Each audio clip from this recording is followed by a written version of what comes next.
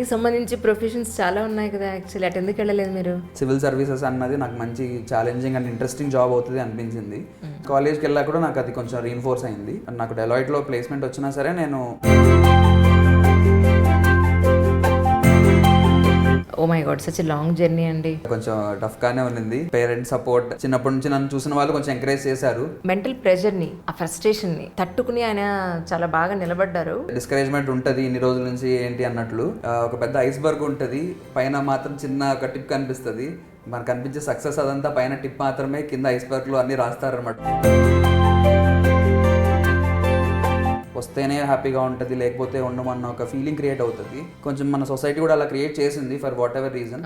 Psychiatrist తో advice తీసుకునేంత range కి వెళ్ళే అవకాశం ఉందంటారా ఎగ్జామ్ లో? మనం జనరల్ గా ఈ మధ్య కూడా చాలా మోటివేషనల్ వీడియోస్ అని చాలా ఎక్కువ యూట్యూబ్ లో చూస్తూ ఉంటాము.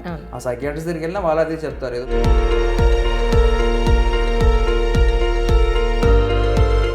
నా ఫ్రెండ్ సర్కిల్లో ర్యాంక్స్ వచ్చిన వాళ్ళు చాలా మంది కూడా అలా యూజ్ చేసుకున్న వాళ్ళు ఉన్నారు. ఫస్ట్ అటెంప్ట్ లో రానప్పుడు ఎక్కడైనా నేను మిస్టేక్ చేస్తుంటానేమో, వాళ్ళని మనం కరెక్ట్ చేసుకుందాం అని ఒక కసి పెరుగుతుంది.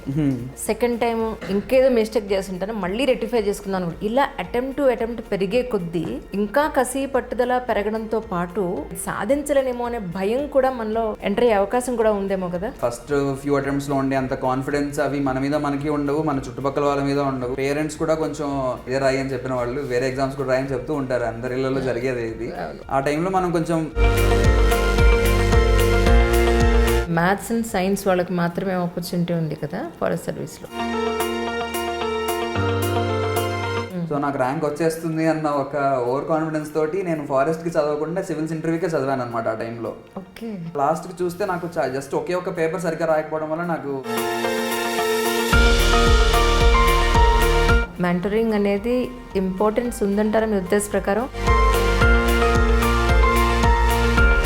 ఎక్కువ మంది ఇలా ఏదో ఒక సపోర్ట్ ఉంటేనే క్లియర్ చేయగలిగే వాళ్ళు ఉంటారు. పిఎస్సి ఆస్పిరెంట్స్ కానీ లేకపోతే గ్రూప్ 1 కి ప్రిపేర్ అయ్యే ఆస్పిరెంట్స్ కానీ పేరెంట్స్ కానీ మీరు ఏం చెప్తారు? ఆస్పిరెంట్స్ కి అయితే నేను ముఖ్యంగా మెయిన్ గా చెప్పేది,